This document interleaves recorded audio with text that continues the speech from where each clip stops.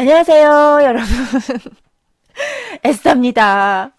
자, 오늘은 2018년도 3월 13일 화요일입니다. 제가 방송을 녹음을 하는 그 날짜 기준으로 말씀을 드리는 건데, 와, 정말 날씨가 너무 따뜻해서 제가 양말을 벗고 맨발로 밖에 나가서 활동을 할 수 있을 정도로 날씨가 굉장히 포근하고 따뜻합니다. 와, 정말 날씨가 너무 좋더라고요. 그래서 기분이 이 따뜻한 봄 햇살을 받으면서 햇볕을 받으면서 커피 한 잔 딱 마시니까 이제 기분이 너무 좋아가지고 뭐 노래가 절로 나오더라고요. 봄봄봄 봄이 왔어요 우리의 마음속에도. 자, 우리 그 대한민국의 정치적인 상황과는 달리 봄은 오는구나. 이렇게 갑갑한 정치적인 상황 속에서도 또 해가 바뀌면 봄은 오고 여름은 오고 봄은 또 오고 꽃이 피고 또 지고 피고, 그죠? 아우, 노래도 못하면서 이렇게 노래 욕심이 있지? 제가 헤이림 이후로 다시는 노래를 안 부르리라 다짐을 했는데 또 이렇게 또 날이 좋으니까 저절로 노래가 나오네요. 죄송합니다, 여러분. 못 들은 걸로 해주십시오. 여러분, 우리 힘냅시다. 힘냅시다. 자, 오늘 제가 드디어 여러분들께 예고를 했었던 김일성, 김정일, 김정은 3대의 자연사 내력에 대해서 이제 본 방송을 하려고 합니다. 3월 6일 날 대북 특사단으로 북한에 갔다 온 정의용 국가안보실장이 브리핑을 할 때 4월 말에 정상회담을 판문점에서 개최하겠다라고 브리핑을 했었죠. 그때 국민들이 되게 충격을 받았습니다. 이거 지금 갑작스럽게 뭐 어떻게 통일이 되는 거냐, 뭐냐, 응? 자, 그런데 저는 이 뉴스를 보면서 제일 처음 들었던 생각은, 김정은이 곧 죽겠구나. 죽겠구나. 왜냐면, 김일성도 그렇고, 김정일도 그렇고, 남북 정상회담을 추진하다가 바로 직전에 죽거나, 아니면 남북 정상회담을 하고 나서 죽거나, 어쨌든, 이 남북 정상회담이라는 것은, 이 김일성, 김정은, 김정일의 3대의 3대의 죽음을 부르는 마법의 주문과 같다. 이런 생각이 들었기 때문이었습니다. 남북 정상회담과 관련해서 김일성, 김정일 이 2대가 어떤 식으로 죽게 되었는지 그런 사망 경위에 대해서 자, 일단 김일성이 사망한 경위부터 함께 보시겠습니다. 자, 위키트리에서 발췌한 내용입니다. 김일성 사망 날짜는 1994년 7월 7일이다. 그 마지막 날짜까지 김일성은 김영삼 대통령과 남북 정상회담을 준비하다 사망했다. 여기 남북 정상회담을 준비하다가 사망했다. 당시 김일성이 얼마나 통일 환상에 빠져 있었으면 김영삼 대통령의 평양 방문 후 담례로 서울에 가서 읽을 연설 원고까지 미리 써놓았다. 자, 근데 김일성이 어떻게 죽었는지 자세한 설명이 나와 있습니다. 회의장으로 돌아온 김일성이 탁자를 치며 몹시 흥분해 있자. 그러니까 회의를 하고 있었던 도중이었다라는 사실을 알고 있습니다. 그리고 김일성은 그 자리에서 첫 심장 발작을 일으키게 된다. 그러니까 심장 발작을 여러 번 일으킨 후에 최종적으로 죽었다는 뜻이 되는데, 어쨌든 여러분 어느 순간 갑자기 탁자를 한번 딱 쳤더니 심장 발작이 와서 죽었답니다. 여러분,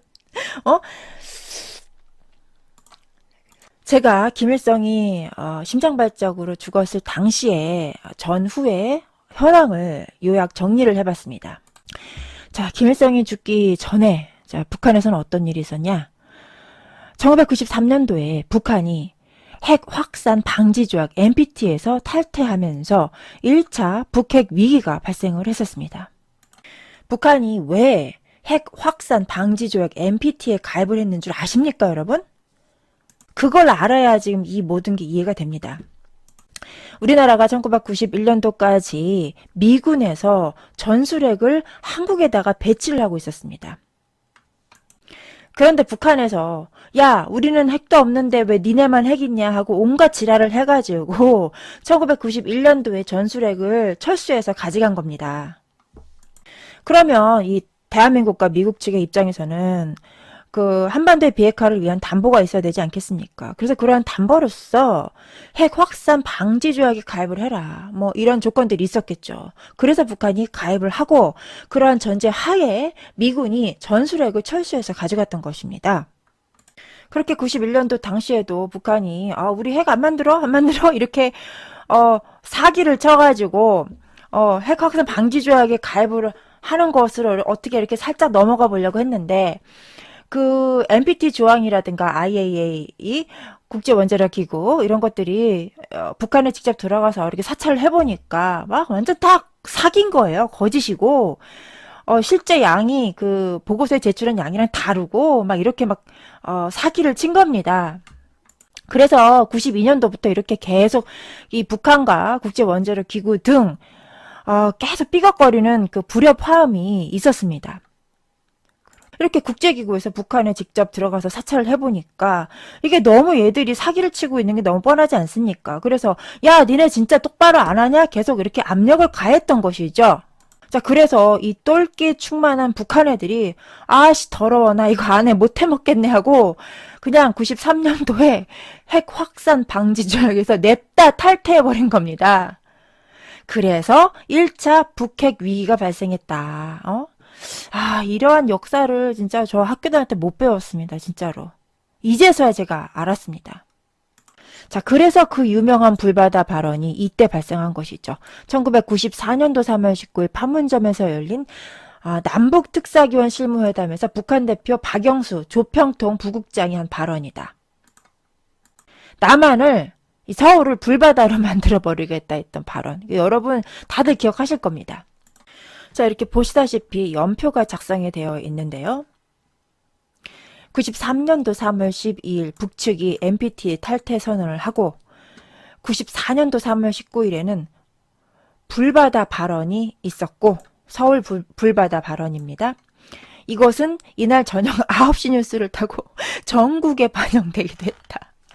그래서 팍돌은 미국 클린턴 대통령은 1994년 5월 18일에 윌리엄 페리 국방장관에게 항공모함 5척을 동해로 보내서 작전계획 5027 하에 북한의 핵시설을 공습하는 명령을 내렸다.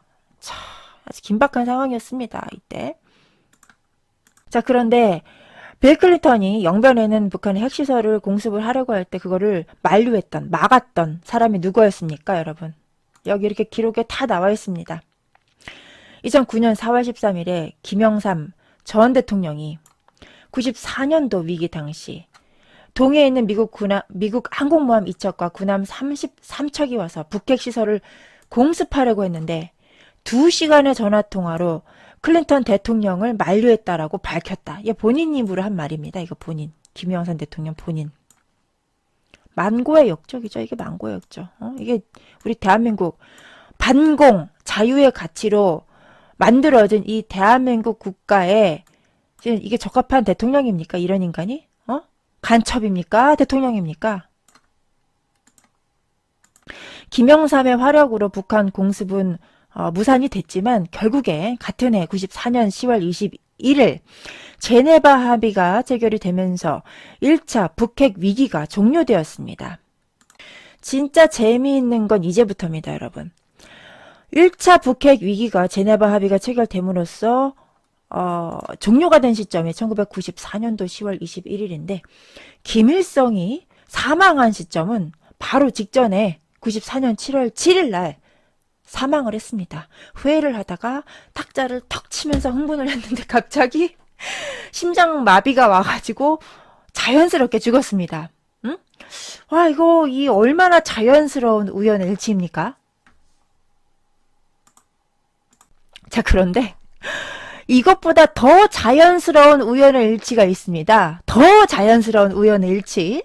이거 우연이 반복되면 필연이라고 하던데 이거 뭐지? 자, 어쨌든 말씀을 드리면 자, 김일성이 사망한 시점이 94년도 7월 7일인데 이 날짜는 94년도 7월 2일 남북 정상회담을 위한 실무협의 절차가 완전히 마무리된 날로부터 5일 뒤고요. 또 이 실무 협의 절차에서 정상회담을 하기로 한 날짜가 7월 25일인데 7월 25일 평양에서 하기로 예정이 되어 있는데 이런 남북 정상회담을 하기 바로 약 15일 전에 대략 15일 전에 죽은 겁니다. 그러니까 김일성과 김영삼이 정상회담을 하기 바로 직전에 죽은 겁니다.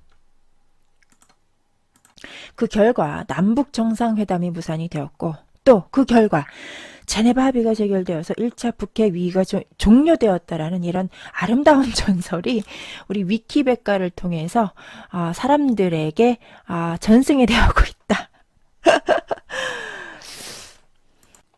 자, 인터넷에서 떠도는 얘기에 의하면 김정일이가 김일성을 죽였다라는 이야기가 있습니다. 왜냐하면 김정일이 만약에 통일이 됐을 때는 자기의 권력이 혹여라도 자기의 권력이 뺏기지 않을까라는 두려움에 의해서 김일성을 죽이고 통일을 막았다라는 그런 이야기도 있습니다. 그런데 저는 그 설을 그렇게 크게 무게를 두지 않습니다. 왜냐하면 김정일 자신도 자연사를 당했거든요. 김정일 자신도. 근데 김일성과 김정일이 자연사를 당하게 된 그 시점에 일어났었던 공통점이 있습니다. 그게 뭐냐? 북핵 문제였다라는 것이죠. 북핵 문제. 핵 문제라는 것은 북한 정권 내부에서 일어나는 어떤 작은 압력이 아니라 외부에서 들어오는 압력이기 때문에 단순히 그런 내부의 권력으로 인해서 김정일이가 죽였다? 전 가능성이 거의 낮다고 봅니다.